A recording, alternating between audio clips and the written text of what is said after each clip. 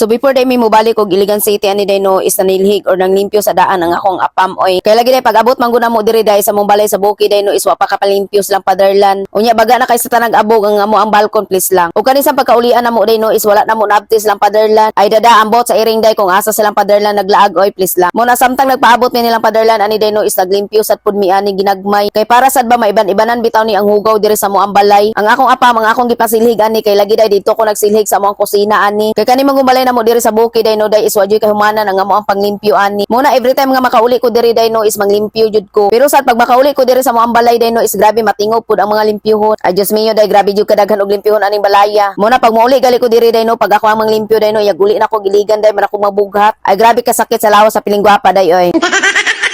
Kay lagi dako man gud balay namo sa bukid day no day mo nang dako pud og limpyohon. Kay kani mo gud si Fatherland day ug yang second wife day no kay gawa sulod ra pud ni sila sa mo ang balay. Mo nang di gyud ni sila kalimpyo please lang. Ug mao ra day to no bay mo oy.